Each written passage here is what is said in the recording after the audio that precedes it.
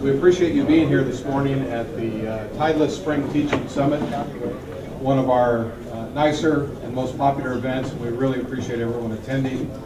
And at this time, I would like to introduce our host and our chairman of the event, Mr. Bill Holbert.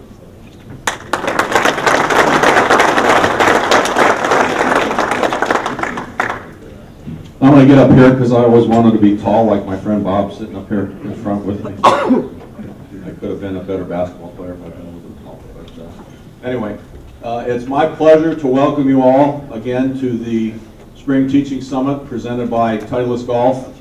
This is, as Tom mentioned, one of our premier events, and this year we have more attendance at the Spring Summit than we've ever had since we started doing them. So thank you, number one, for attending, and it's good to see that there is a continual and even increased interest in golf instruction education. We think we have a great program for you today. I think you're going to get a lot out of it. As well as Titleist being our title sponsor, we have 3 supporting sponsors, and we're just going to give them a few minutes to speak a little bit here at the beginning of the program before we get started. So first up would be from Sun Safety, Mr. Mark Wishner. Mark is a longtime supporter and actually will have some pertinent information to those of us that spend a lot of time out in the sun. Thanks, Bill. Good morning, everybody. First, what I'd like to do is really thank the section for their support and opportunity to talk to you folks today. Tom, Bill, David, and everybody at the section has been really supportive of our initiative to teach sun protection and skin cancer prevention to the golf community. And our outreach is a grassroots one. We want to teach people who are in the business of golf and junior and collegiate golfers on the importance of good sun protection. If anybody's heard me talk before, I always start my program the same way. I'm going to ask for a little participation from you. By a show of hands, and if you can leave them up for a second, who here has either had skin cancer or knows somebody who's had skin cancer? If you could raise your hands. Great. If you can just take a moment and look around the room, we're at almost 100%. Thank you. Put your hands down. Just to give you a couple of statistics, 1 in 5 Americans will develop skin cancer in their lifetime. Over 3 million skin cancers are diagnosed every year. And during the time that you're here today, approximately 10 people have died from skin cancer. So it's not just something that you go to the dermatologist, get burnt off, and you're done with it. Skin cancers that are like basal cell and squamous cell increase your likelihood of developing melanoma, the deadly form of skin cancer. So hopefully we've got your attention. As a golf professional, it's a potential occupational hazard for you. So we really want you guys to engage in great sun protection. We have our sun safety tips here. It talks not just about sunscreen, but what to look for in a sunscreen. Most people don't realize sunscreen only lasts for 2 hours. It's like a sponge. It absorbs those ultraviolet rays. Eventually it gets saturated. You need to reapply it. We also have tips on clothing, and clothing is really your best protection in the sun because you don't have to worry about applying and reapplying that clothing. We have some great partners, including this SCPGA. We're partners with the First Tee nationwide, the AJGA. We've got some great testimonials on our website from Mr. Palmer and some instructional videos. As a golfer, I know you don't like to use sunscreen because it's going to get on your hands and affect your ability to grip the club. Well, Sun Safety Tips teaches a golf-friendly way to apply sunscreen so it doesn't get on your hands and doesn't affect your ability to hold on to the golf club. We've worked with a number of different organizations. If there's anybody out there that would like us to provide you with educational materials, we're certainly willing and able to do that. And then the last thing I would like, or 2 points I'd like to make, since Bill told me not to be too long, is that if you go to our website, not only are the videos there, but there's information that you can download. And we're a nonprofit organization. We don't sell anything. We're strictly about education. If you know somebody you'd like to support our initiative, we would greatly appreciate that. And then the last thing is, I mentioned earlier that skin cancer is a potential occupational hazard for you guys, but it's also the most common form of cancer. It's the most preventable. Education's the key. We're about education. Everybody here probably does some sort of fitness program. Roy's going to be up here talking about fitness, which is really important for golfers. But all those ligaments, tendons, and muscles that you're training and doing fitness programs for, what protects them? The largest organ in your body, which is your skin. So protect your skin so you can protect all those muscles and tendons and ligaments that you're training. We want you to enjoy a lifetime of healthy golf. And I'm not a dermatologist, even though I did stay at a Holiday Inn Express last night. But see a dermatologist once a year. Because again, it is the most preventable, it's the most treatable. I'll be around. We do have some sunscreen. If for the afternoon session you need some sunscreen, even on a cloudy day, 80% of the UV rays can get through, so you do need to protect yourself. And again, thank you very much to this section for your support and interest in sun protection for golfers.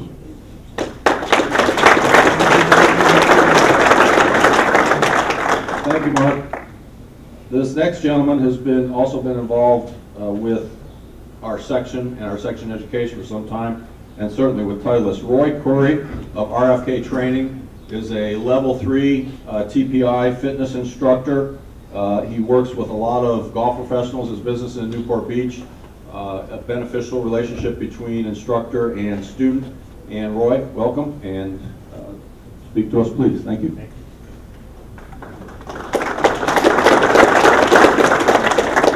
I feel like I should take a bow now. Nice to meet you guys all this morning.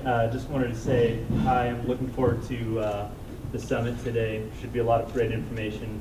As Bill mentioned, I'm a golf fitness instructor, TPI certified, and I'll be around all day if any of you guys have any questions or want to chat.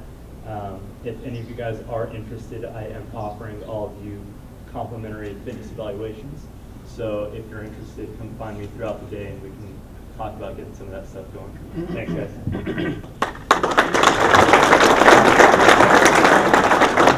Thank you, Roy. And our final supporting sponsor is SmartFlex. Speaking for SmartFlex are Philippe Thiel and John Bailey. And just to let you know, SmartFlex will be doing complimentary hors d'oeuvres and 1 cocktail per person after the teaching summit. We'll be back in here. So we'll announce that again later, but just to let you know to come and before you hit the road, have a drink and chat a little bit with these guys. But I'm personally familiar with this product. It's quite remarkable. It is coming out on the market shortly. So I encourage you both at lunch with all our sponsors and in particular with Titleist out on the range. But take a look, see what they've got to offer. And thank you, guys. Thank you for having us here today. The SmartFlex is finally here. We were with you guys at the PGA Teaching Summit back in Palm Springs in October and at the annual summit. We were a little early at the time. We didn't have product. We have product being baked fresh for you as we speak right now. The SmartFlex is a fitness tool. It revolves around joint mobility, flexibility, reciprocal inhibition, which means you'll learn how to recruit one set of muscles and relax the other for better gameplay. It's not just a golf aid. It's, again, a therapeutic fitness tool. What Bailey's demonstrating right now, the brachiation, is extreme shoulder mobility, which a lot of people don't have.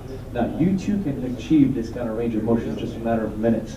We have done extensive studies on professional athletes, golfers, federal agents, and we've tested this at a prominent Southern California university where we tested the activation of the muscles. In just a matter of a few minutes, you will be able to move with much more flexibility, range of motion. Especially in this day and age when we don't have a lot of time. We sit at our desks 6 to 8 hours a day. We drive in the car and maybe have a couple of hours that we want to play some golf. We don't even spend enough time to reduce that passive injury pattern from sitting down too much. With the SmartFlex, you can achieve that kind of range of motion, flexibility, and strength in just a short amount of time. It's very portable. It fits your lifestyle. It has a set of customizable weights which are not very heavy, but the virtual load that it creates by using proper leverage makes it feel like a lot more. You can easily travel with it, doesn't work against your luggage allowance, and for any of you involved in fitness who have to use other devices, this can also replace the majority of your fitness pieces of equipment. It's combined over seven different tools into one. Again, we'll be here all afternoon, all day. For those of you who are familiar with us, you can pick up yours because some of you have been pre-ordering it. Those who are not, will be hosting a workshop, basic educational workshop very, very soon, and that'll come in an email blast to you. Thank you very much.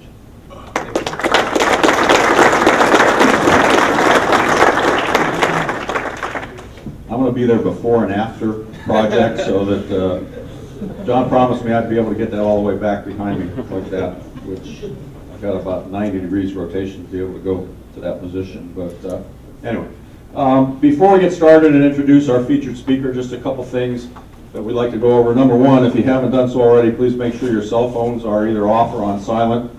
Unless your wife is expecting, we don't expect any phone calls here in the middle of the presentation. A little bit about today's schedule. We're going to be in here for approximately 3 hours. When we're concluded here, we're going to go through the clubhouse and out behind the clubhouse to the barbecue area that they have. We have a very nice lunch set up to you, courtesy of Tustin Ranch.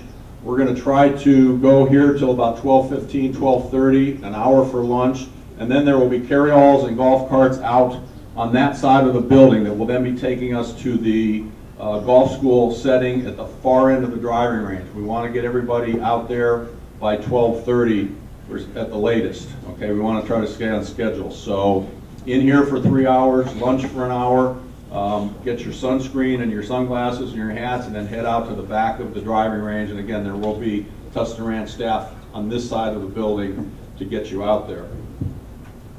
I want to also take this opportunity to thank section staff. You know, a lot of work goes into setting up these events, and we could not do it without them. You know, as chairman, I am responsible for working with staff to get all these things set up, and I have to tell you that the people that we have working for us on a section level are just unbelievable. They're so accommodating. They are as interested in the quality of the product that we put out as we are, and I can't thank enough David Murdahl in the back, Alex Stiegels, Brianna Lockard, right here, and of course our membership queen, Sharon Kerfman, who does check-in. She's outside. And then our ace photographer, Amy Stadelman. Thank you so much for what you do for us and for the section. And Alex has asked me to remind everyone, you hopefully have seen the press releases in the news about the joint venture between Augusta National, PGA of America, the drive, chip, and putt competition. The deadline is tomorrow for your juniors to sign up, and it's 2 p.m. in the afternoon in our time, 5 p.m. East Coast time. So if you have any kids that you think would be interested in that, and certainly it's a tremendous opportunity for those that do qualify to go to Augusta National and participate the Sunday before Masters Week. Quite a nice deal. Special thanks to our host here at Tustin Ranch, Director of Golf James Spadoni. James, are you in the room? Yes, not. Director of Instruction, who helped us set this all up, Eric Horvey. I know Eric's in the room. And then head professional, Ian Middlestadt. I don't know if he's in the room or not, but great venue. We're very glad to be here, and we really appreciate what they've done. So, Kurt, obviously, though, our biggest appreciation goes to Titleist.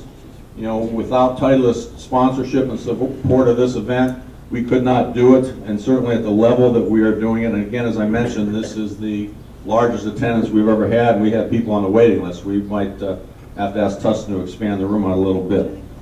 But Fletcher Pavin is the man that is responsible for helping us do this, and Fletcher is a Southwest Territory sales leader for Titleist. But many of us in this room know Fletcher from way back, and we just know him as being, number one, Mr. Titleist, but number two, you know, one of the classiest people, one of the best sales reps, one of the best people in golf. And we can't thank Fletcher enough for what he's done in his continued support of this event.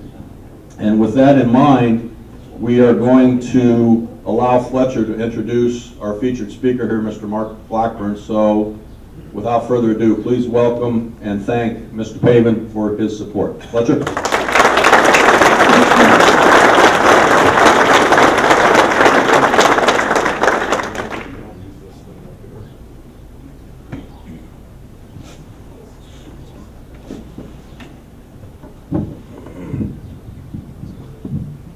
Well, guys, thanks for the opportunity for letting us come and sponsor this event. I'm going to spend just a few minutes talking about what we do at Titleist to support events such as this summit today. For those of you that were here last year, we spent a little bit of time talking about how Titleist sat down with the PGA of America a few years ago and discussed how we could better spend our dollars from an educational perspective to reach as many potential members as possible. So we reallocated a lot of our funds that were spent on tournaments. We were the presenting sponsor of the PNC. We became a supporting sponsor so that we could go back to the PGA show. And one of the big parts of our return to the PGA show was to sponsor or to run a number of educational seminars at the PGA show. We ran 12 this year. Attendance averaged about 250 for each one of those education seminars. So we were able to touch an awful lot of people. Also out of that, we created what we called our education or our speaker series.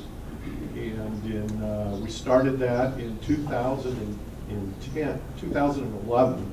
We were able to touch 12 sections. Last year, we were able to touch 22 sections. And this year, we're scheduled to touch another 22 sections. And I think the Southern California PGA is the first section that we've touched twice. And that speaks to not only the size of the section, but also Tom Addis's diligence in making sure that Peter Broom supported this section.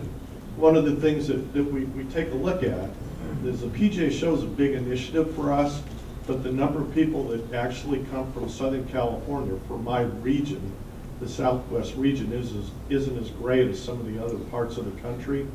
So we're real cognizant of that fact, and we want to make sure that if we do have some of those dollars to spend, we wanted to bring those out to the sections that we felt were somewhat underserved, and this provided a great avenue for us to do that.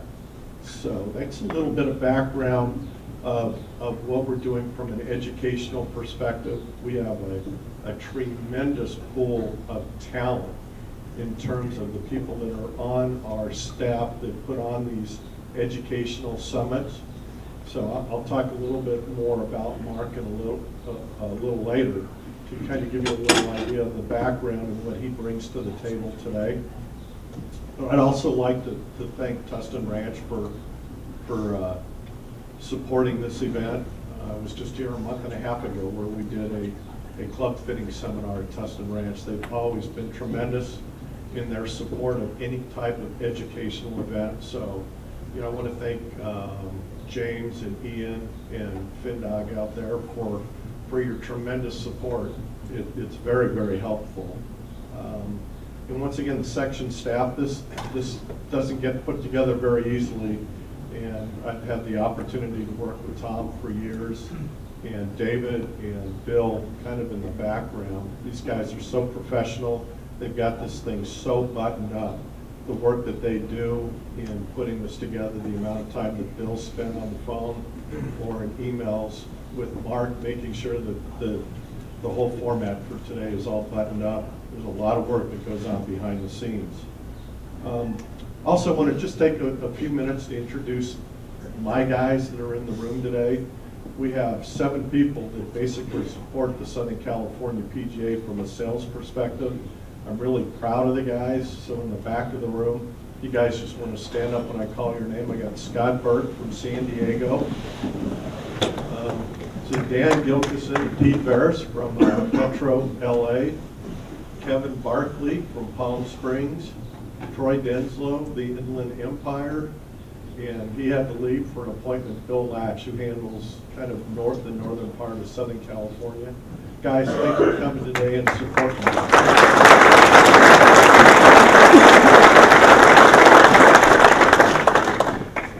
So as I get into the part where I'm going to introduce Mark, one of the big parts of our education that we've got involved with as a company that's important is, you know, you hear the Grow the Game initiative and the importance of it. We look at the growing the game as there's a couple of different ways that it can happen. And to us, the biggest opportunity continues to be those people that play golf regularly. We'd like them to play more often and enjoy the game more. That's the biggest opportunity for growth. And I know Mark's going to spend a lot of time talking about his TPI association. But as the golf population ages, it's not as easy for people to play golf back-to-back days or play golf as often as they want. And the physical fitness component is an important part of getting more people to play more golf. We also spend a lot of time talking about the custom fitting of equipment, because if people are happy with their equipment, they're going to play better golf and they're going to play more golf. And finally, the instruction component. All of those need to work together. If they don't work together, people are not going to be as satisfied with their golf and they're not going to play as much golf. And if you marry those three together, we can get those people that are playing golf more. That's more rounds of golf, more people are playing, and we hope losing a lot more golf balls, which is what keeps us going. So I'm going to spend a little time talking about Mark. I spent a little time with him last night. He brings a tremendous amount of information to the table. He's very accomplished for a young guy. I mean, he's been listed in the top 40 under 40 golf instructors. He teaches out of the Ledges in Gunter's Landing, which is in the northern part of Alabama. So when he gets up here, you'll recognize it. He's got a pretty strong southern accent. Southern England, that is. He came to the United States going to school in the South, and I think an injury caused him to give up his golf playing career. But with his background in education, he was able to take that information, his playing ability, to become one of the top teachers in the country. He's top 100 golf instructor by Golf Magazine. He teaches a number of PGA players. Amongst his students are Robert Carlson, Heath Slocum, Arjun Atwal, Kevin Chappell, UCLA boy, and Bobby Gates. Last year, we were real fortunate that we had Todd Anderson here, and I don't know if you guys noticed, but Todd Anderson's guys had pretty good years this year, or last year. Sned's had a good year. Billy Horschel won yesterday. So I got to think that we're a good luck section. So let's hope that by him doing the seminar here this year, his players are going to have a great year. So without any further ado, I'd like to introduce Mark Blackburn.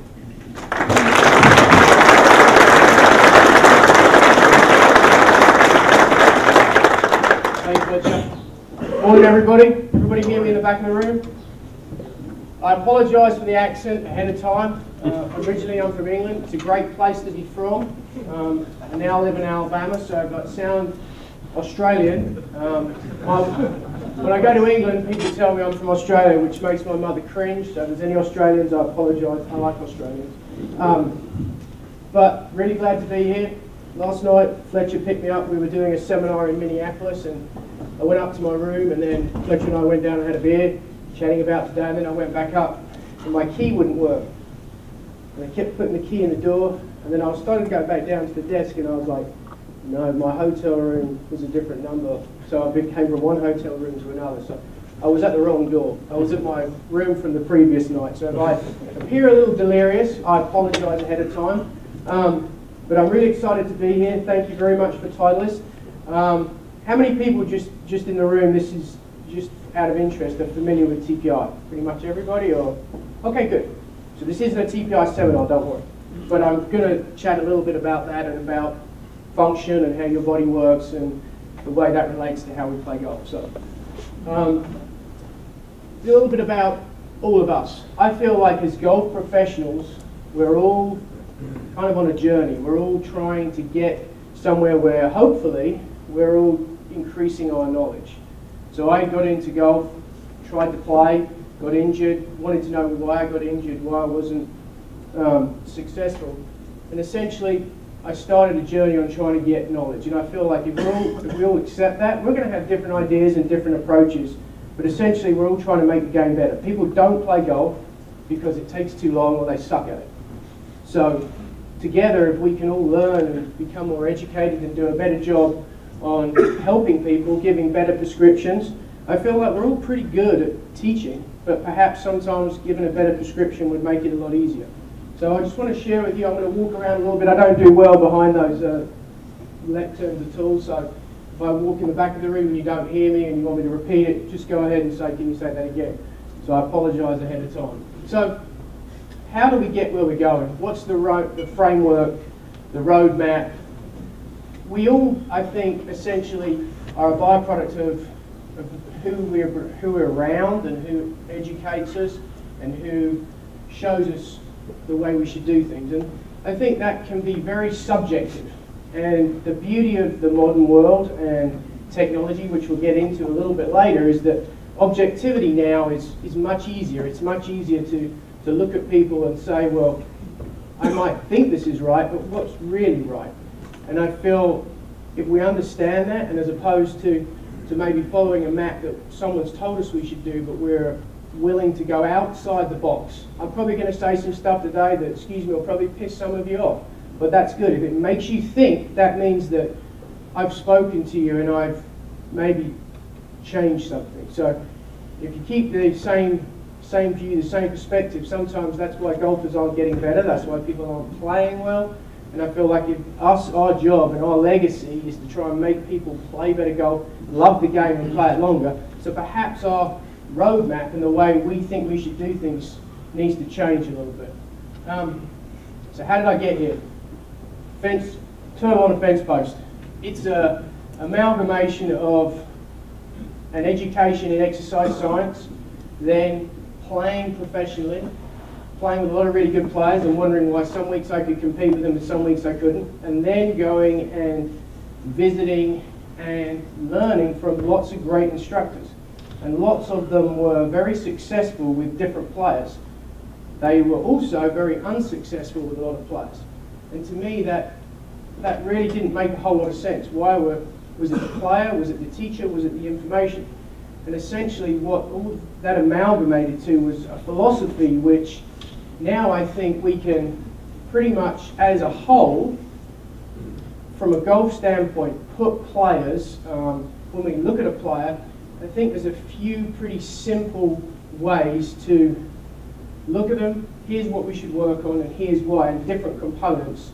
And now, I would say fundamentals and foundations. That is the first part of every player.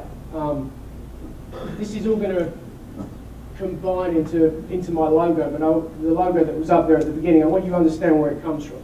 So I think every stroke pattern, whether it's a putt, whether it's a chip, whether it's a pitch, whether it's an iron, whether it's a driver, has some type of backswing pivot component. Then we have a downswing pivot component. And then we have our alignments, our geometry. What's actually going to make that shot happen, whether it's where the putt is aimed or an impact, where we deliver the bounce with a pitch or a chip, what's the face angle or the angle of attack on an iron, what's the swing path and the angle of attack on a driver. Every shot has an alignment component to it. It may be that some people that's the only thing we address, but if we know that that's part of it, and then an overall holistic approach. So we used to think pre-96, pre-Tiger, that you'd have the mental part of the game, you'd have instruction, and you kind of have club fitting. And now I would argue that coming from the sports science world and better athletes playing golf, that this model of instruction, shot making type skills, course management, the mental emotional side, equipment, and then the fitness and wellness component, that's a lot more of what every player who plays successfully generally in some degree has that. So the fitness component may be just being stretched. As we age, players generally need mobility, they lose their range of motion. So by no means is that saying that everybody should be in the gym deadlifting and doing power cleans. No way, not at all. So fitness is all relative to your level and your ability, but as Fletcher said, if we want to play golf, as from a Titleist perspective, we want people to play golf longer so they lose more golf balls, which is great, so they buy more golf balls. So we can put on seminars like this. But essentially, everybody has a stigma that I think fitness is in the gym lifting weights, and that's not necessarily it at all. Golf fitness is nothing like beach fitness. It's just function. What's your function? We're all sitting here at a desk today. Regrettably, golf's a very rotary ballistic motion, so as soon as you get up and try and swing a golf club, like most of our amateurs do who've been sitting at a desk all day, it's not really conducive. Sitting in this sort of chronic flex posture is not very good at all for us. So there you've got fundamentals, you have a backswing pivot, a downswing pivot, you've got your alignments, and then you've got each piece of the game, the components. And I think if you can understand that's where my philosophy is coming from, and the job today is to try and essentially share with you some of these components, how do they come about, and what can make every player better if you can take a little bit of that. And it seems very simple, but I think when you take something that's complex and you break it down, it becomes pretty simple. And people want easy prescriptions. Nobody wants something that's going to take an excessive amount of time. It's going to be really complicated. You're going to get worse before you get better. I don't think that's necessarily the right thing to do. People, they're going to tell you they're going to practice and they're going to do things. Even tour players are going to tell you they're going to practice, but they all lie. Inherently, we all lie. So if you know that on the front end and you're willing to say, okay, well, you tell me you're going to do this, how about we cut that in half, or we cut that in a quarter, and we'll just do a little bit.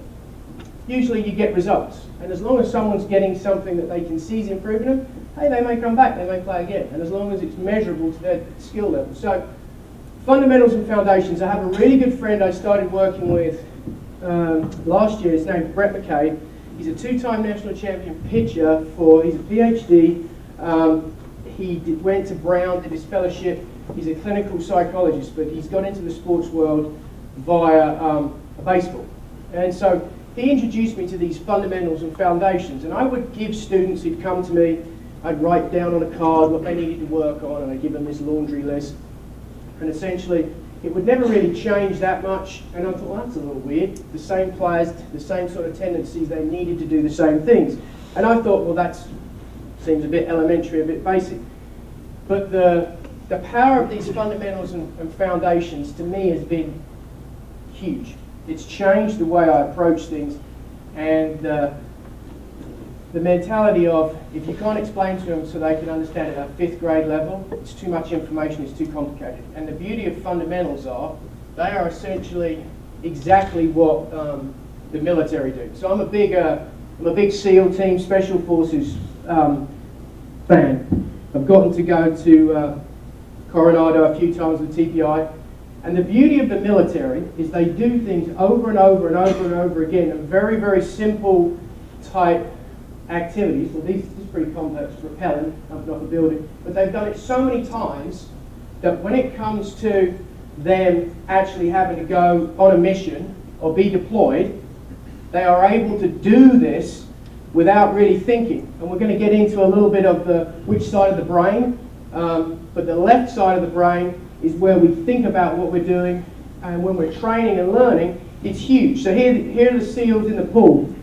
I have a friend who's a SEAL. He now lives in Alabama. He works in Huntsville, where not many people know. NASA's based there. There's all types of top secret stuff. I don't even know what they do over there. But he's told me about some of these pool drills. And he said, oh, yeah, plenty of people are out cold. People nearly dying, but that's just kind of normal. If they're used to that, and they know what it is and they're training for it, and we're creating our foundation, and then this kind of light bulb went off, foundation. Now when we're on a mission, or we're going through what we do out in the field, it's not a big deal. We've done it so many times that it's very, very easy. So to me, I don't think we do that. So here they are, landing on the beach on a mission, probably taking out some type of terrorist, I hope. They are now working out the right side of their brain. I'm sure adrenaline's pumping and they are going, all right, let's go kill some people, all right? They're probably going to assassinate somebody, a bad person, but they're not thinking about how they're going to do it. They're just reacting. They're probably reading maps. They're probably using GPS. They're going off of where they're supposed to be, the extraction point they're going to go back to, but they're not thinking about how to do it. How do I read this map? I better make sure I've got enough ammo. These things are not, that's not where they're working. They've done it so many times, they have it drilled into them, repetition, repetition, repetition. They do small things well to the fact that it becomes automatic. Now, we don't really do that in golf. When we get a beginner, we kind of start out, we give them a few things, and then we straight away we're on to the next progression. We're doing something different. We're making it to where now you've got this, you need to go to the next part.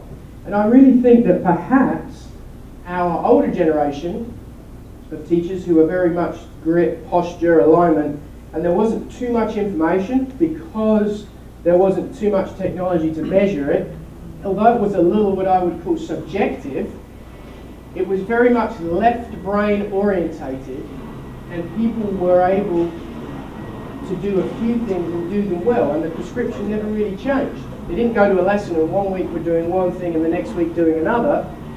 They pretty much were in the same information all the time. So as a whole, would we say golfers who play between the 50s and the late 70s had a strong or a neutral grip? As a whole, who would say neutral grip?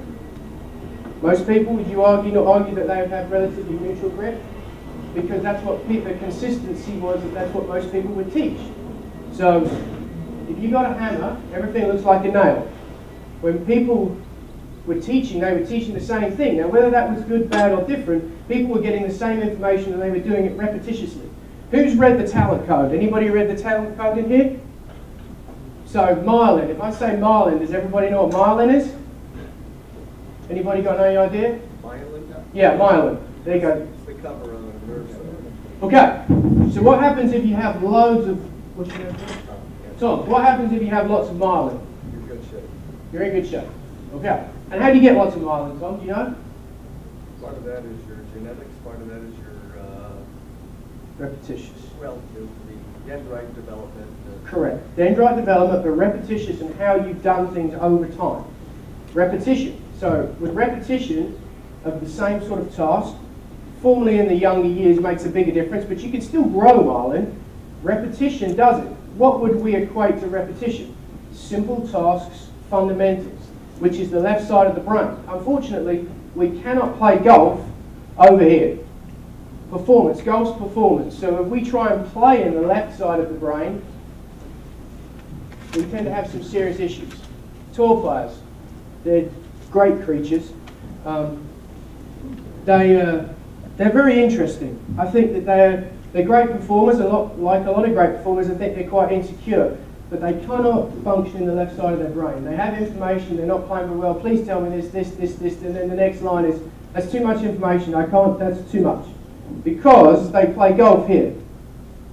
And I would say they're all pretty damn good because they're playing the tour. So to me, that then tells me that that side of the brain is the side we need to get into. But just like those SEALs who are jumping on beaches, jumping out of aeroplanes, doing beach landings, they have to live in the left side of the brain enough, build enough myelin, enough repetition to create a reaction to where they don't have to think. But we don't do that as golfers. We're already on to the right side of the brain. Just go play golf now. Yeah, go hit shots. Well, that's great, sports psychologists. Go play golf. But the reality is if you don't have the skill set to do it, what's going to happen? You're going to have a positive outcome or a negative outcome? Negative, right? So what happens if you continually have a negative outcome? Get frustrated, get pissed off, stuff gets broken. Just kidding. Alright, so now we have mental issues. So people have the yips, chip yips, whatever it might be. But perhaps that comes because we're already putting them in performance in the right side of their brain when they're trying to get a good outcome, when they don't have the sufficient skill set to do it. It seems really simple, but the argument can be made that your fundamentals are your DNA. As a player, you need to know what your fundamentals are. There are probably only 2 or 3 things per player. And if you can know them, own them, when the hit hits the fan, when you're playing golf, you ought to be able to go to them. Baseball players have 3 or 4 things in their toolbox where if they are struggling, they know which ones to go to. They go through a checklist. And one of those 4 things invariably will correct the issue. As a golfer, we need to know that. Some people, where's your power source? How do you move? What are your tendencies? It's very different. But that's going to become a player's DNA. I don't think, as a whole, we put enough merit in the little things and how significant they are.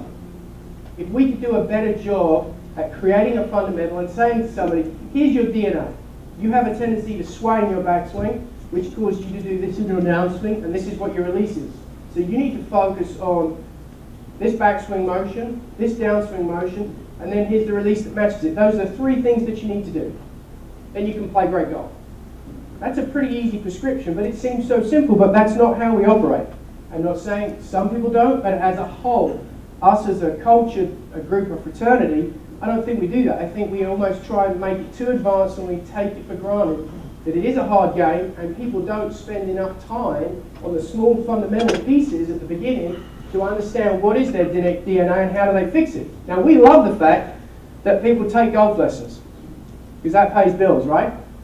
But as a whole, we want people to play well. People will do things they really, really like if they play well. If they understand what they're supposed to do, their DNA, maybe they'll get better at it.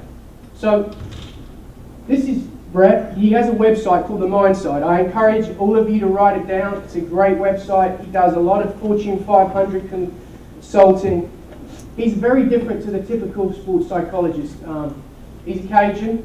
I got married in New Orleans, so I have an affinity for Cajuns, but he makes things very, very simple. And I think that the key here is the 4th, 5th, and the 6th. And the players I've since worked on with this, particularly my younger guys. So I have a bit of a, let's say, variety of ages, talents, and personalities in my PGA Tour stable. I've got young guys like Kevin Chappell, West Coast UCLA kid, and Bobby Gates, who just finished 4th last week. And they're my young guys. So I'm implementing this with both of those players significantly. Now, my Robert Carlsons, my Heath Slocums, my Arjun Atwells, they've done things a certain way for a long time, and they cannot believe that it can be that simple, that there's 2 or 3 things that they need to continuously work on repetitiously that are going to help them play well. And do you think they, because they doubt it, do you think they do it? Yes or no? No. Okay. So, if you don't know it and you don't own it, one week you might play great, the next week you might play bad, but there's not a consistency and your stats tend to go down and your performance tends to go down and you tend to have negative outcomes, and when you have negative outcomes repeatedly, then what sets in? Doubt, phobia, anxiety. As we all know, to quote Botella, golf is a game of confidence. That's not a good scenario for any of us, is it? Now, if you can take 2, 3, 4 things, and I'm going to show you Kevin's description a little later of what we've worked on, and I'm going to go through it and I'm going to explain it to you. And I've done the same for Bobby. If players will do that, they can work intensely for a short period of time in the left side of the brain, and then when it comes to performance, they've done it enough times, they've created enough facts. We'll get into the creating facts a little bit later in coaching, but now all of a sudden they know they can do it before they've done it because they put the reps in. Just like when they're jumping out of an aeroplane or where they're doing a beach landing in the military, it's been done, you've created it. That's how athletes train. I don't necessarily know that we've taken all of those things and applied them to golf as well as we could do. So 2 or 3 things are your fundamentals that are key. So whilst they're essentially your DNA, you need to know what they are and you need to know how they work. So let's talk a little bit about what fundamentals are. And I have some stuff I can email anybody. Bill wanted me to email you guys a PowerPoint, but I think it's 150 slides. So I thought that was going to be a little excessive, and I don't know if there's enough trees in California without somebody from the environmental agencies complaining us printing them all off. So I will send this to you. Block and variable. So that's the left side of the brain. Very, very much orientated to thinking, doing, analytical, what's going on. So when you practice this, you warm up. So what a warm up is not a question of I'm going to go through the bag and I'm going to hit all the clubs. The warm up is just enough to get the body warm. So it might be a short club, lob wedge, sand wedge, pitching wedge, and you maybe hit 10 or 15 balls to where you're actually warmed up, ready to go. Now, a lot of players, if it's my tour players, amateurs that are serious golfers, I'll have them go, if they go to the gym before they play, or they get on a treadmill, or they go stretch, do all that. Prepare like you're going to prepare when you go to the golf course. So when you've done, you're loose, and then you're straight into what I would call your foundations. So you may have a foundation for, it might simply be alignment. It could be ball position. It could be grip. These are all very, very simple foundations. Those would be the static ones, the ones you have before you do anything, before any movement has taken place. Then, much like we talked about on the circles that came up, you're now going to have the backswing pivot motion. So what are you doing during the backstroke? Are you going to have your shoulders perpendicular to the spine? Are you trying to stop a sway? Are you trying to stop a loss of posture? Any of those components, are you trying more of a one-plane type motion where your arms are across the chest? Are you trying a two-plane motion where the arms are above the shoulder plane? It doesn't matter, but those are the fundamentals you're ingraining, and you do it repetitiously. Now, I am a huge proponent of no ball for backswing foundation drills. As soon as you put the ball, what happens? Your IQ drops 50 points. What's that? Said your IQ drops 50 points. Yeah. All right, so the golf ball, everybody reacts, don't they? So how much success do you have if you're practicing Golf Tech? Anyone from Golf Tech here? Do you have Golf Techs? Okay, so Golf Tech, players get a lot better. They're not hitting balls outside. They're not really seeing the ball fly. So as soon as you lock onto the ball fly, you're either confirming that it was good or that it was bad. But has anyone ever seen a backswing hit a shot? Never seen it. So backswing is purely loading. It's getting set up for the downswing. So why on earth do you need a golf ball? The golf ball is going to change the motion because they're going to let the outcome drive what they're doing. So foundations, I don't even like a golf ball. I would say use one sparingly, but you may do 3 or 4, 5, 6, 7, 8, 9 reps, no golf ball, and you may do the same drill with a golf ball. But I'm a huge proponent of backswing doesn't need the golf ball down there because it's going to drive the player to move in a certain way. Because whether we like it or not, we all react to the golf ball. And whoever's played golf, when they see the ball going one way, they tend to react not necessarily in the right way, and they'll have an issue. Now they'll create a new pattern of movement based on what the ball does. So backswing, you'd have a foundation. Downswing, the same thing. How do they transition? Are they a lateral player? Do they slide? Do they shift their path out to the right? Are they a rotary player? Do they go to the left? What do they do in the downswing? Do they come out? Do they extend? What are drills that they can do to stop that? So you'll go through to where you'll develop downswing motions, and then you'll also develop foundations for their alignments. Are they somebody who has a lot of face rotation? Do they drag the handle? Do they sweep the club? Do they get it very, very wide? Have them hitting short shots, lower speed on all of these. Again, I don't necessarily, if it's a pivot-driven downswing foundation, I don't use a golf ball.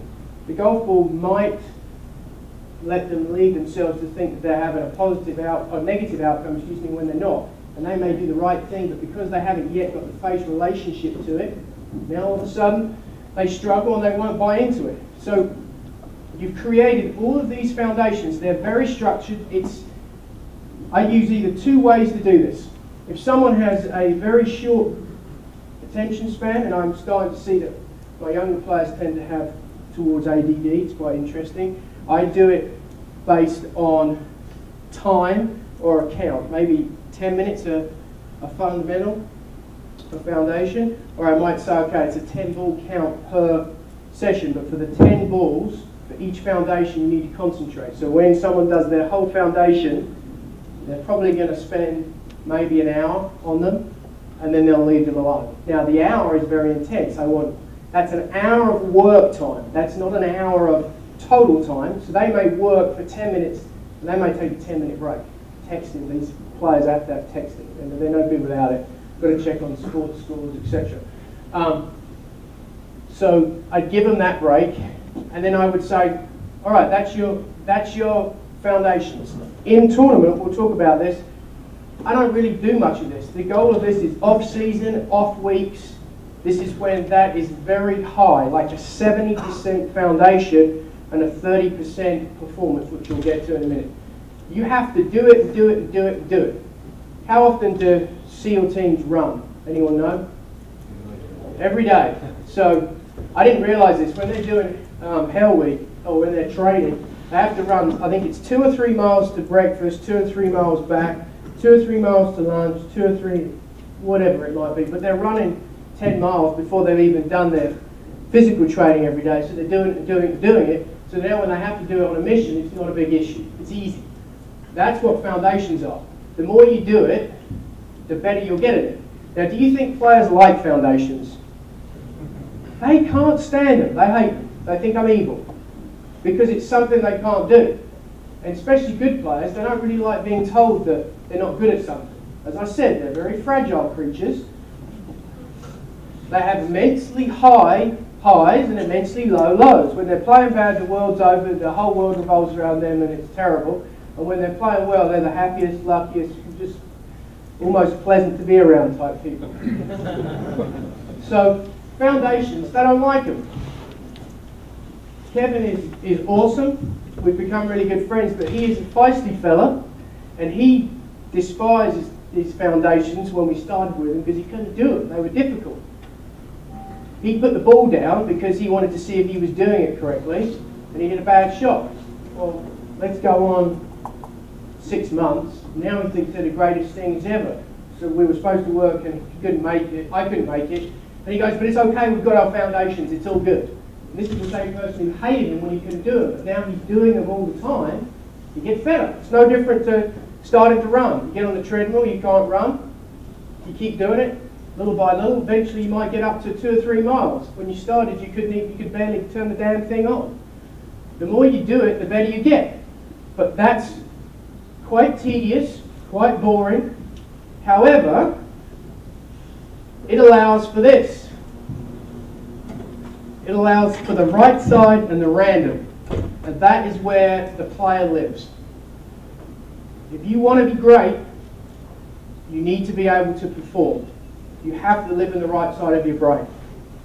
So I've gotten to know Tiger a little bit through Arjun. He and Arjun lived together at Isleworth, practice, and spending time with Tiger, he said, whenever I work, because he's had 3 different coaches, and if you look, when he first starts with somebody, it kind of is difficult, and then over a period of time it gets better. He starts and he's playing golf in the left side of the brain. I actually think he might do it better than anybody, and eventually he gets to the right side. And he said, I thought this is pretty interesting. When I first start working with a player, coach, excuse me, I do everything they ask me, and more. If they tell me to do something, I'm going to do it, do it, do it, do it. I don't care what the outcome is. This isn't outcome driven. I'm buying into the process. I'm going to use all their information. He's essentially creating his foundations. And he does it and he does it. And he says, you know what? Then after time, I just start throwing stuff out. I just get rid of it. If it doesn't work, if I don't think it's relevant, I get rid of it. He said, you can't play golf thinking. You can play golf doing, but you can't play golf thinking. That right there is arguably the best player ever, and he's doing this. He's getting into the performance process. He's in the right side of his brain. If I say block and random and variable, does everybody know what I mean from a motor learning standpoint? Practice? Yes or no? That sounded somewhat doubtful. Okay. So, the right side of the brain is what we would call, or process playing, is completely random. Do we ever have the same shot twice when we play golf? No. Okay? Very unique environment. The lie kind of determines everything we can do, and we only ever have the shot once. That would be completely random. That is the ultimate way to prepare and practice, which is what performance process and playing shots different shots to different targets, different clubs, different shapes, and it's very, very unsatisfying. It's not like hitting 500 7-irons at a flag when you're working in the block world, which is the left side of the brain, which is doing the same drill repetitiously. Variable is just changing one component. So that would be hitting balls and maybe changing clubbers, staying the same target, or moving the target but keeping the same club. You're only changing one variable. That's not really conducive to what you would do on golf course. However, it's a very necessary evil to be able to do random and performance. So in season, the ultimate way to be a great performer is to practice like this. I would recommend, from what I've seen in the studies, I've seen 80% of practice in season, tournament weeks, should be right here. Performance. If you don't have it when you get there, unless you've got some type of awakening, usually experience tells me it doesn't seem to just show up. But when you create facts in practice, and we'll get into that, now you have the ability to play well. If you, as players, if we know we're playing well, we don't care how we hit it, right? We all agree on that? You know you're going to be able to score. That's what this is. When you do the practice and you hit the shots, you go through routine, you're going to hit some bad ones. If you get it able to accept that you hit bad shots, that makes it much easier to accept them on the golf course. But the practice is difficult. It's no different to a gymnast training on a beam and falling off. They go into their routine, they fall off, they get back up, they try it again. You have to practice like that so you know when you go into the arena to perform, you're able to do it. Not complicated, quite easy. So here's the way I would periodize this. If I could say anything besides functionality, physical movement, and understanding the way the body moves and how that relates to the golf swing, and we'll get into that later, I'm really, really confident that this is something that all of us can just benefit from immensely as coaches. I think it seems very, very simple, but when you look at it and you implement it that way, it's huge.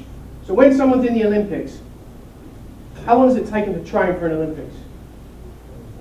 About 4 years. Their training periodization is a 4-year process. It's very structured, it's very deliberate. Now, that's obviously the elite, but someone who wants to run a marathon just for fun, do they practice lots of miles so they can get their endurance up so they can run the marathon? Absolutely. To me, the same relationship can be said of doing your foundations. If you want to go out and you want to play golf, you need to be able to do things in a performance world that are very easy. You have to live and do your reps in the foundation world to be able to go perform. If you don't, it's not going to happen. It seems so elementary, but it's so beneficial. So, the prescription. What do you do to the player, and how do you prescribe what they want? So does anyone use, when you have a new client or a player, do any of you use any type of mental profiling? Anybody work with a sports psychologist with your regular members? Does your sports psychologist, do you have them interview any of your players? Does he show you any techniques, or is it you? Okay, so what do you do? Do you treat every client the same? Not necessarily, but I do use a disc profile for serious players, and it's just basic assessment for the majority of them. Just to get a snapshot. If I give too much information, just like a golf swing, sometimes blows their head off. Right, so you would agree that you've got auditory, visual, different types of learners, right? Everybody familiar with different types of learners? Okay, so depending on how someone learns, the prescription has to, the art of what we all do is how do we give this prescription. I'm pretty confident that everybody in this room can give a good golf lesson if you know exactly what the student can do, how they can move, and what they're able to cognitively take in, how the coconut works. At the end of the day, the melon, if it doesn't stay on and it doesn't work, you'd attest that it's hard to get a positive outcome, right? So understanding the student is massive. You can There's loads of profiles you can download online. They're very, very simple. We have one we use at TPI. You can download it from the website. I think that giving your student that type of information is huge. You can understand how to get the best out of them with the least amount of effort. That's great. And some people who are not visual, you trying to show them things doesn't work. Some people need to feel it. Some people need to hear it. It's not one for everybody, and that's the hard part. So let's kind of talk a little bit about Kevin. So give you some background on this, and does it help to have a case study, or does that kind of put it to life a little bit? I see some heads nodding, so that means I'm not completely crazy, even though I'm from Alabama. It means I'm somewhat normal. All right. Kevin's history is he worked with a guy growing up in California, had a lot of success, was always getting a little bit better, very, very driven. He came to me because he was struggling with driving the golf ball, particularly couldn't keep it on the planet, was very high speed but very inconsistent. His club face, and we'll get into this, his club face didn't match his pivot motion. So I had to explain to him, okay, well here's what your body wants to do. Now inherently, he's strong, very strong in the lower body. That would be kind of his predominant power source. If any of you are familiar with his golf swing, it's very fast hips. It's quite short because he's very limited in his thoracic spine, so he can't turn very much. So he'd been working with an instructor after the person who grew up with him, who's a famous, very successful friend of mine instructor, but he wasn't quite as aware or cognizant of the function, and he wanted him to do certain things in his golf swing. Well, guess what? Do you think he could physically do what that person wanted to him or not? Do you think he could move that way? No. No. So, what happens if I ask you to do something and you can't physically do it? You get frustrated. Are you going to have a positive outcome or a negative outcome? What do negative outcomes lead to? Lack of confidence, right? Yeah, very good. Bad relationship with your instructor. Unfortunately, I'd be broke if I had that, yeah. So, he was trying to do something that physically wasn't possible. He's getting frustrated. He's got some of the best, he wouldn't mind if I said this, he has some of the best YouTube bloopers you've ever seen. If you go on there and you want to hear some, get the, he's got some great ones. Well, it's not a surprise to me, because first off, he was trying to do something that physically his body wouldn't allow him to, and then the way he was working on it was absolutely archaic. There was no structure. It was very, very difficult for him. So we developed his foundations. Now, I did a physical assessment. We're going to go over that a little bit, make it very simple. I'll probably get you all up out of the chair and show you probably my 4 or 5 favourite screens. I'm not sure, you may have done some of that with Todd last year, but I don't think you can know too much about how you move functionally, and I'll explain the significance of that later.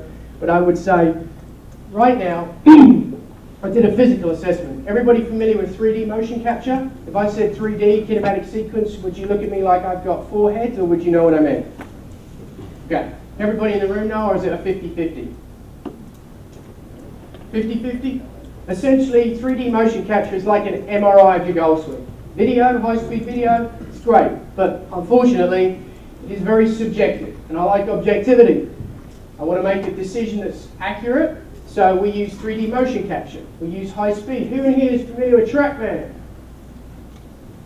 Okay, we'll probably, hopefully, play. I have mine with me. Maybe we'll play with that a little bit this afternoon outside in some of the live lessons.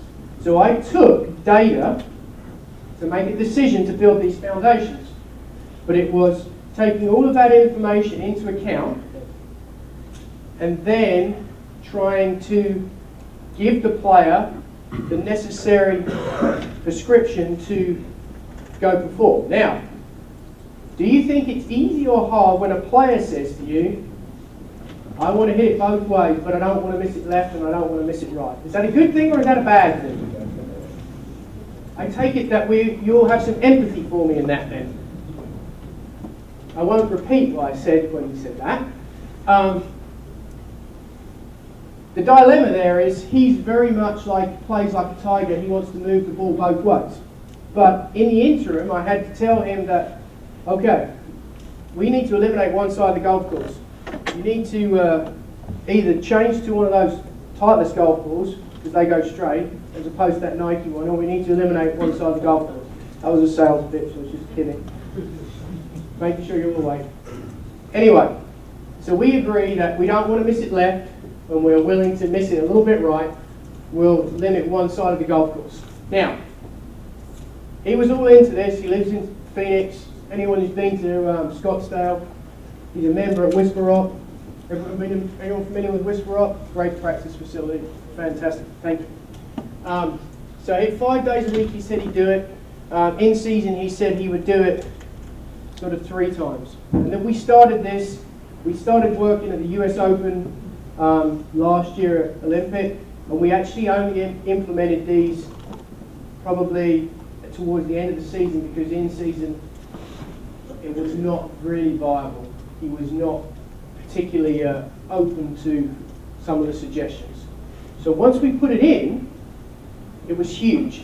His issue, his body didn't move in the way he needed it to do what he was doing before. So I created a pattern of movement and a pivot motion that would accommodate what he did.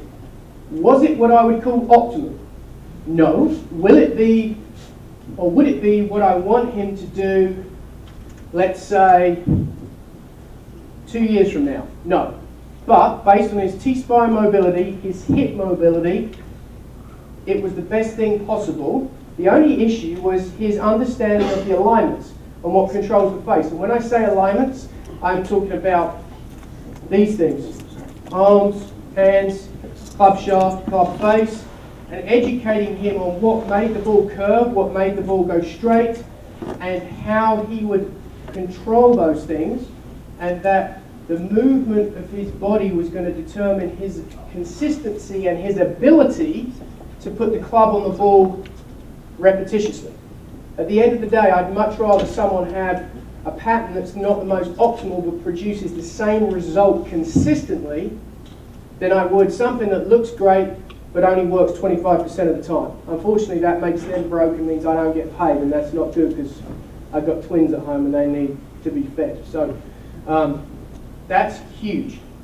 Block practice, and it's boring. And this is exactly what I gave to him. So the fact that I try and explain to him this is going to be boring, you're going to hate it, you're going to hate me, but you need to do it. It's like cleaning your teeth, it's huge. So set up, posture, alignment, backswing pivot, downswing pivot, and then being able to hit the ball both ways. Remember, he said to me, I want to be able to hit it both ways, and I want to miss it left. So he has to understand and feel in a slow speed what creates those alignments and what's necessary to do it. Structure of practice. This one thing that I found very difficult with him, and I think most people do, full routine.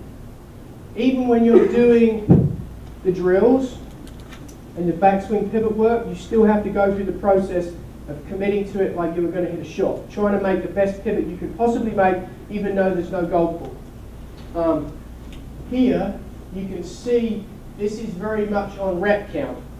So I said to Kev, well, let's go, you can do these each for 20 minutes. And he wasn't having any of that. So for him, he does much better with the time type frame of the rep count. Now, set up, posture, alignment.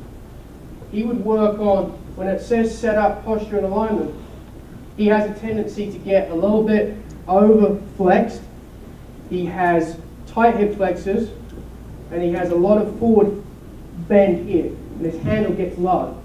So the lower the handle got, because of the address position, the more he rotated the face, the bigger the difference between the club face and the club path, the bigger the dispersion pattern, the harder it was for him to be consistent. So we had to change the setup.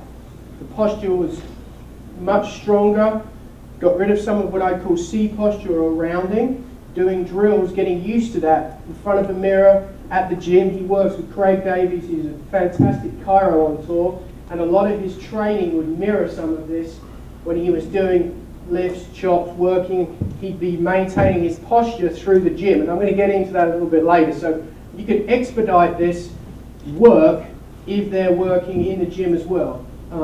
That the better the body of clay, the better the piece of pottery you can create. So being able to work the body is excessive. So backswing here it says no ball. 3 or 4 sets of the backswing drills. Downswing, the same. Take a break. Now these breaks are in there for texting. It sounds funny, but we got to create. You've got to the player, no matter who it is. If it's a junior, if it's a kid, it might be a junior going and doing something different. But the same process applies. The process is no different. Again, going back to that special forces thing, where the more they do it, they get used to it. If that's the culture that they're accustomed to, they're not going to question it. They're going to do it. They're going to continuously do it. The more they do it, the better. They won't get monotonous with it. All right.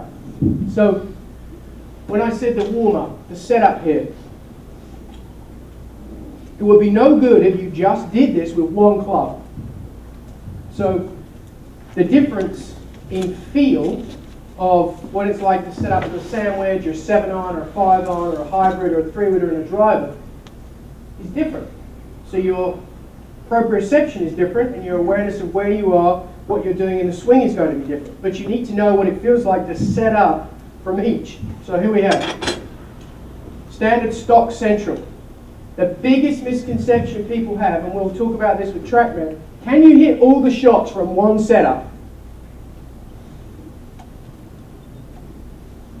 It went very quiet. We might have started a huge heated debate here. Can you hit all the shots from the same position? Let's rephrase that. Can you hit each shot to its optimum from the same setup position?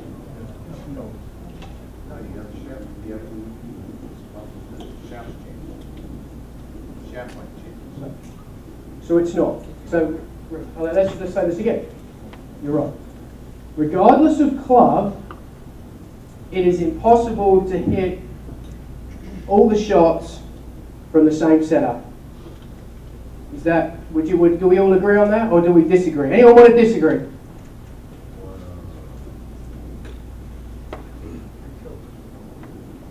That's all right. I got a $30,000 TrackMan out there that says that you can't, but that's okay. We'll talk about that. But I was just, this could be, what time is it? Do we all agree on that? Right now. Okay, so we should, the Southern Cal section has just had a monumental breakthrough. How many golf pros are here? 120 golf pros in the SoCal Titleist Teaching Summit all agree on something. That's pretty cool, I think. Everybody agrees on the same thing for once. That's the first time I think I've ever been in a room where everybody agrees on something. Thank you for agreeing. So you can't hit all the shots. So when I say standard setup, that would be for a relatively neutral shot. That would not be for a high draw. That wouldn't be for a low fade. That would be fairly stock. And his stock, because he's an axial rotation player, he uses a lot of hand action. We're working on reducing that. He's more of a baby draw player. So his neutral setup. Stand taller. The handle is pointing at the navel, belt buckle. Weights in the center of the feet, tap his toes. Old school players used to tap the toes. Pretty confident that that's to do with getting your weight in the right spot. And then the last one on there is alignments. Body's parallel left of target, facing ball at the target. That gave him the best chance possible to start what I would call neutral. Now, when I talked about the warm-up, the setup is his warm-up. So he'll maybe hit 5, 10 balls with each club, just getting the feel of what it's like to set up, and he'll change that to different targets. He'll use alignment rods, he'll move around, and that would be what his foundation is. Now, if you're creating a fade for somebody or you're creating a draw, that may be very, very different.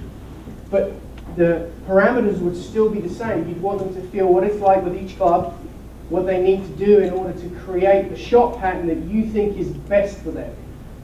The setup will dictate a lot of that. We teach a class now, a golf mechanics track. It's a new one at TPI. I don't know if anyone here was at it. We did one a few weeks ago. The TrackMan, most people, and same with TrackMan University, it's very easy to change numbers with the setup as opposed to changing numbers dynamically in the swing. And whilst there's a lot of good TrackMan people out there, the reality of it is under the pressure, it's very hard to change the numbers or have a consistent stream of sample size of data when you're using your hands and arms to compensate. It's much easier to have the setup to dictate it and then how your body moves relative to the setup. So I really can't stress enough how significant the setup is and what you're trying to create. And we all have preferences. I don't care if someone is a teacher who prefers a draw or a teacher who prefers a fade, someone likes stack and tilt, someone likes two-plane. I don't care any of that. But you better make sure that when this student's practicing, they're damn sure practicing what's necessary to provide the outcome you want so that they can actually do what you need so that now it's positive. Because otherwise, although it seems very simple, it's not going to happen. Again, the analogy I'll keep going back to is the special forces. They do the same thing over and over and over again where they hate it, but it makes things very, very easy when it comes time to perform. So you know how to do it, you don't have to think about it, you react. It's just like getting in your car, driving down the street, some crazy person pulls out in front of you. You don't think about putting your foot on the brake, you just react, right? That's how you want to be when you play golf. That's what great performers, anyone who's ever done martial arts, boxing, it's the same thing. When somebody across the side of the ring wants to beat the crap out of you, you're not thinking about what type of motion you're going to make and how you're just trying to react. That's how you peak performers play. Basketball, you do the drills, you do the layups. John Wooden's I'm a huge fan of him. He documented every practice. It was so structured. Players that have played from here, they said it was so boring, so meticulous, and the practice was harder than the games. He said he knew they were going to win before he ever got to a game, just because of the preparation. If you don't prepare, you're not going to play well. And obviously, this is an elite player, but you can tone it down for your student. This is all relative to the skill level. But the process is still the same. If you don't implement the process in a plan, it's going to be very, very hard to create a positive outcome. So, backswing, lower body sway. All these are drills that you guys will probably use yourselves they're not genius by any means, but they're trying to accommodate or reduce his movement pattern while he's in the gym, training and conditioning. He's getting manual therapy. He's aware of what he needs to do. The more he can feel it, the better. Notice no golf ball. So, he doesn't want to sway. We're trying to get him getting used to stabilizing. So, I would push him off the ball so that I'd actually push him into a sway. The lateral motion for him would make him obviously work the handle excessively. So I'd stand there, I still do, and he's caddy, and I'll push him as hard as I can into the sway mode. So he has to engage his glute medius and his glute max to stabilize, otherwise he'll sway way off the ball. Now the ball's there, all of a sudden he's thinking about the golf ball, he's not thinking and getting the appropriate set to awareness of what it feels like to unless you engage his glute, which is necessary for the lateral stabilization so he can make a nice pivot. A shadow drill, keeping the ball in the center of his head. So he has a T-spine issue. So now he has a very hard time rotating his spine, keeping his in the side bend. He tends to lose this and his flexion and he moves this way. So by focusing on his head, now that allows him to stay a little more centered. He's still got to angle away from the ball. He's going to have it. He can't not have it, but it reduces it. So for him, that creates a feel. So he's in a very sort of, not centered, but normal position. He understands that the backswing plane, shoulders work best if they turn perpendicular to his spine. He wasn't aware of these checkpoints and these things that are necessary. Now, there's quite a list here. But essentially, you're in a non-tournament environment, you're providing him the tools, and he doesn't have to do them. I always tell everybody, I'm going to give you 4 or 5, and then you can consolidate down and know the ones which get the outcome you want. So every player, whether they're amateur or professional, I'm always going to let them be in control, feel like they're the ones making the decisions, and they own what works well for them. Now on the downswing. Contact point. Everybody in here pretty familiar with gear effect? Okay. So, Kev had I think he's about 100, he's between 117 and 118 in club speed, up to about 120 if he really goes after it. But his face control, obviously with a lot of rotating the handle, tended to be quite inconsistent. So his awareness of where the center of the club was somewhat inconsistent, shall we say, and he didn't understand the dispersion pattern between the center of the face, when he was in line with the club's center of gravity, and the fact that there was no gear effect, and the fact when it was slightly in the heel or slightly in the toe, and how much that would affect his dispersion. So we worked really hard on him focusing purely, getting a magic marker and just colouring the face and trying to get center face contact. Not basically any concern about where the ball would go, but just trying to hit the damn thing in the middle of the face.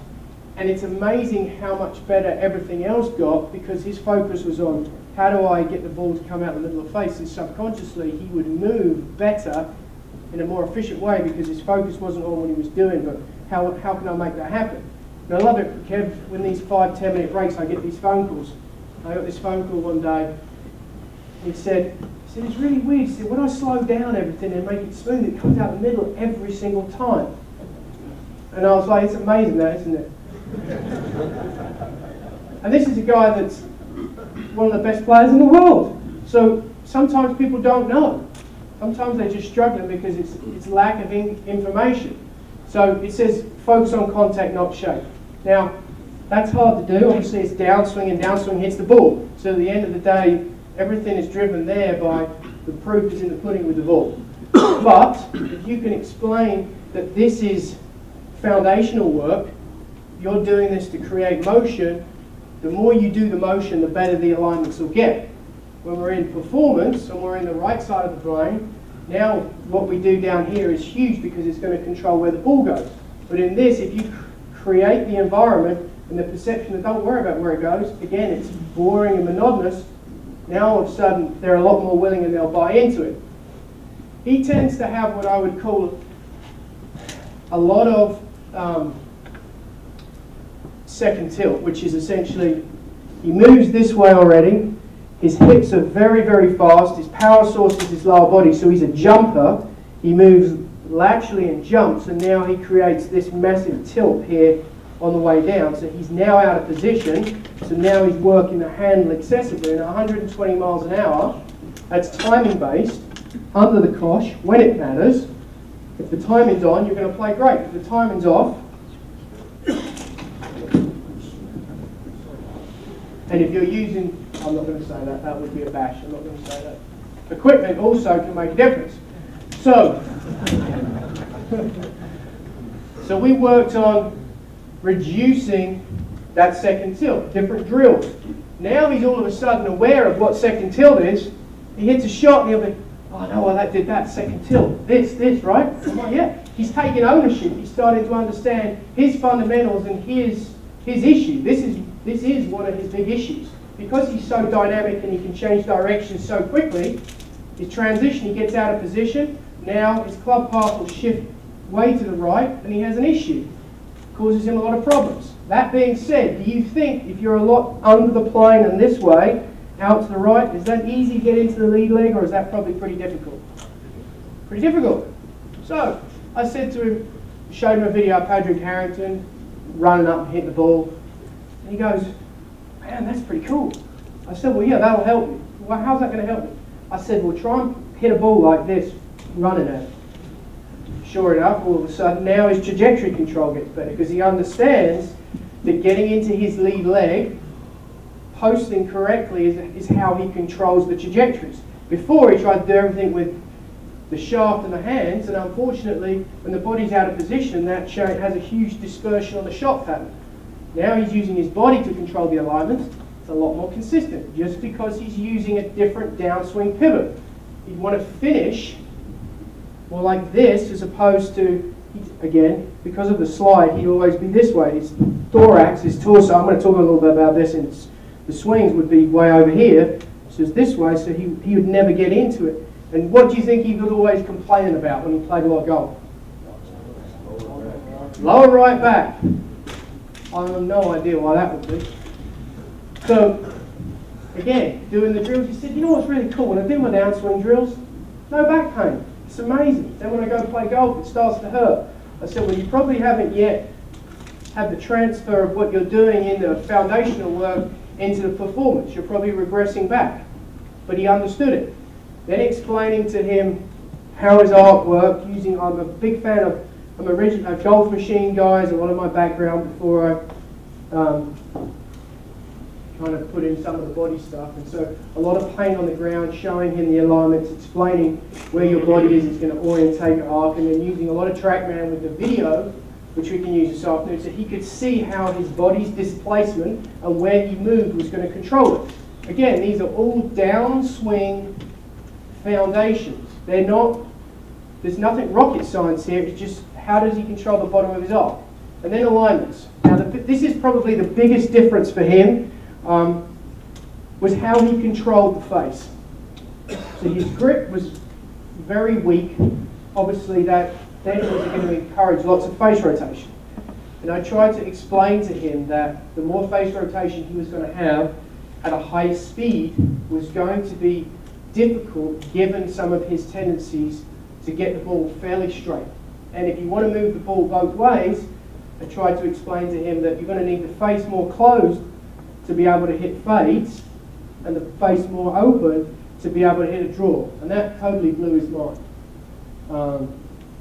So we'll chat a little bit about that, but I'm a huge fan of using a prop to try and make someone aware of where the club face is. So I used with him, I'll show you in a video later, I call it a putter grip, and it's on the back of the shaft, so the putter grip is perpendicular to the club's leading edge.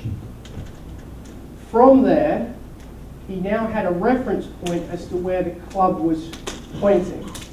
And slow drills, understanding how to hit straight shots, draws, and fades by doing that, was huge to him.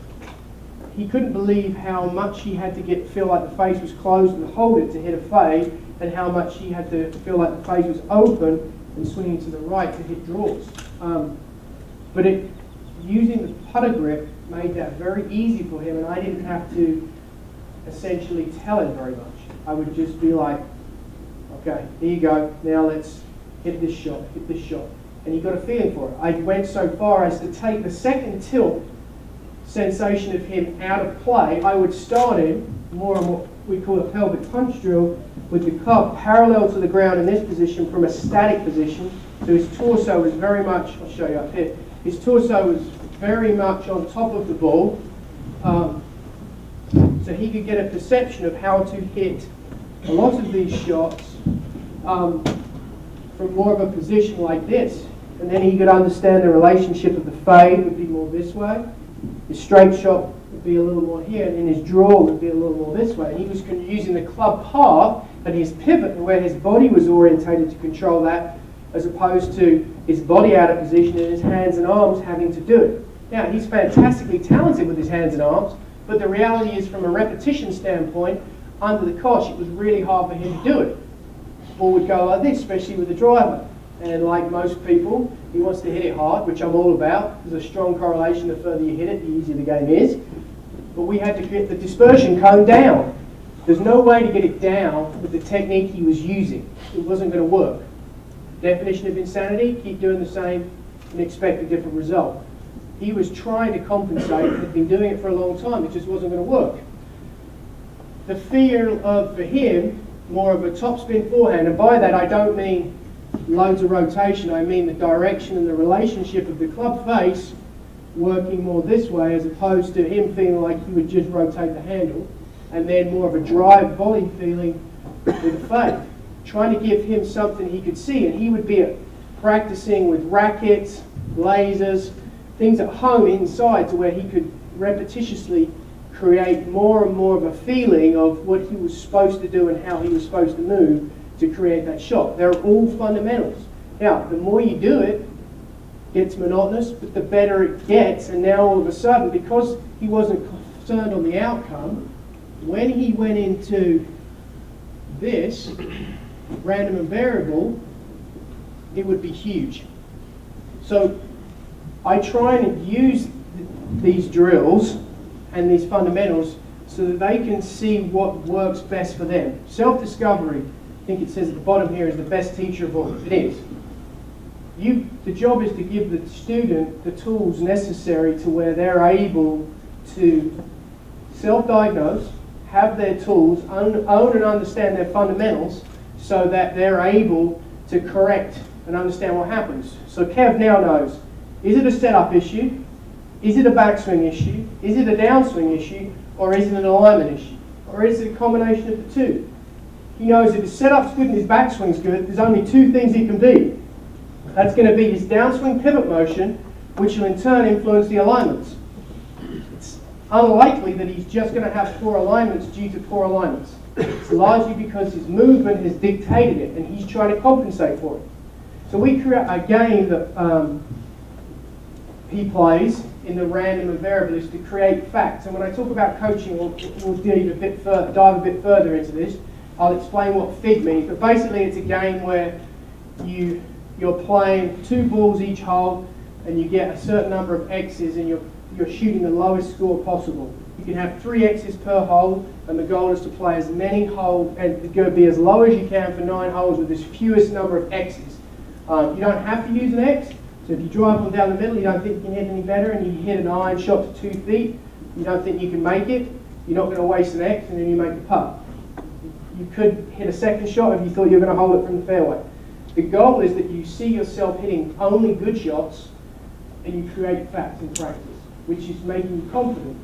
The fact that there's no consequence to it and there's multiple balls means that he's starting to use and execute the random and variable side, the right side of his brain, with all the work he's done from the left side of his brain. Now that's creating confidence. He's creating a positive outcome repetitiously, which creates what? Confidence. And more, but confidence. What does every great player say they've got loads of? They all are borderline cocky, right? They can't help it, they're just that confident in themselves. I think that's a good thing. You can't deal with egos, you don't need to be in the coaching world, unfortunately. But that's the reality. Now, the other thing in here, since now the pattern of movement's changed, I encourage players to try and figure out and learn new shots. Every week when you're in the random and variable, when you're practicing, try and learn a new shot. What can you do and what can you change that will allow you to hit a new shot? And that's essentially how they take fundamentals and execute with them to create new patterns of movement and play better golf. And that's it. That to me is what fundamentals are and why they're so significant. But we don't use this model. I don't think, and some of you might, which is fantastic, but as a whole, I am not seeing this used. And I think it's so simple and it's so obvious that we should all try it in some form of it. And you may all have something that you think is better. But to me, if you can apply this, the setup, understand what the foundations are, explain to your student, you know what, to play golf pretty good, you don't need to do a whole bunch of stuff, you just need to do a few things well, own them, and that's you. And here's the thing, we write for magazines, they're great. I love Golf Digest and Golf Magazine, and we write great tips. Lots of us in here write tips. Unfortunately, people read the tips, but they may not be great for you. Go down to you get a prescription. If someone gives you the wrong drug, that's not necessarily going to lead to a positive outcome. Doesn't mean the drug's bad. Just means you took the wrong thing and they had a bad prescription. So, we need to have a foundation that is our DNA, matches us, matches our movement. We then need to understand what fundamentals are necessary for us. Setup, ball position, grip, alignment. The pivot motion in the backswing, the pivot motion in the downswing, and the alignments necessary to hit the shot. Once we own that, once we understand it, now it's time to get in the right side of the brain, to get in the performance world and go do it. The more you see yourself doing it, the more confident you'll be. And that's the key to performing best. That's the key to all of us getting players to play better golf, so they play the game longer, so that we can do more lessons, sell more stuff in our shops, and people buy more Titleist golf balls.